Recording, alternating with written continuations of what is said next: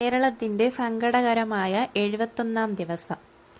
അർജുനായുള്ള നീണ്ട ദൗത്യം. ഷിരൂരിൽ മണ്ണിടിച്ചിലിൽ കാണാതായ അർജുന്റെ ലോറി കണ്ടെത്തിയത് 71-ാം ദിവസം. കണ്ടെത്തിയ ലോറി അർജുൻ ഓട്ടിച്ചിരുന്നതാണെന്ന് ലോറിയുടെ ഉടമ മനാഫ് സ്ഥിരീകരിച്ചിരിക്കുന്നു. വാഹനത്തിൽ നിന്ന് ഒരു മൃതദേഹം കണ്ടെത്തിയിട്ടുണ്ട്. ഇതാരുടേതെന്ന് ഔദ്യോഗികകരമായി സ്വീകരിക്കേണ്ടതുണ്ട്. ജൂലൈ 16-നാണ് ഷിരൂരിൽ കനത്ത മഴയെ തുടർന്ന് കുന്നിടിഞ്ഞ് അപകടമുണ്ടായത്. കുന്നിടിഞ്ഞ് വൻതോതിൽ മണ്ണുകൾ ഉൾപ്പെടെ അടുത്തുള്ള ഗംഗാവലി പുഴയിലേക്ക് ഒലിച്ചു പോയിരുന്നു. മണ്ണിനടിയിലും അടുത്തുള്ള ഗംഗാവലി പുഴയിലും തിരച്ചിൽ നടത്തിയിരുന്നു എങ്കിലും ഇത്രയും നാളായും അർജുനെ കണ്ടെത്താനായിട്ടില്ലായിരുന്നു. 71-ാം ദിവസത്തിന്റെ പ്രതീക്ഷയിലും പ്രതിസന്ധിയിലും അർജുന്റെ ലോറി പുറത്തെടുക്കുന്നു. ട്രെജർ ഉപയോഗിച്ച് ലോറി പുറത്തെടുത്തപ്പോഴാണ് ലോറിക്കുള്ളിൽ ഒരു മൃതദേഹം കണ്ടത്.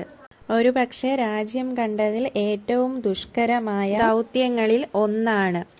ഇടയ്ക്ക് മുടങ്ങിപ്പോയെങ്കിലും 71-ാം ദിവസത്തിന് ശേഷം അവസാനിക്കുന്നത്. കേരളത്തിലെ സങ്കടമായ അർജുനും ആ യാത്രയും, ലോറിയും മണ്ണിടിച്ചിലും ഗംഗാവലി പുഴയും എല്ലാത്തിനുമൊടുവിൽ അനിശ്ചിതമായ തിരച്ചിലിൽ വിരാമം കാണുന്നത്. ജൂലൈ 16-ന് മണ്ണിടിച്ചിലിൽ കാണാതായ കോഴിക്കോട് സ്വദേശി അർജുനായുള്ള തിരച്ചിലിൽ ഇന്ന് 71-ാം ദിവസം വിരാമമായിരിക്കുകയാണ്. ട്രെച്ചർ ഉപയോഗിച്ച് ഗംഗാവലി പുഴയിലെ അർജുന്റെ ലോറി കണ്ടെത്തിയിരുന്നു.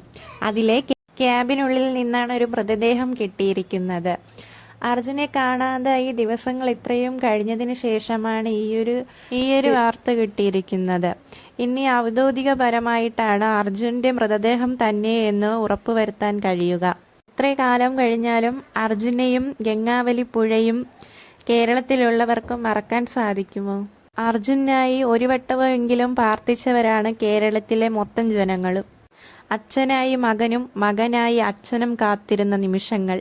അങ്ങനെ 71-ാം നാൾ എല്ലാത്തിനും അവസാനമുണ്ടായി.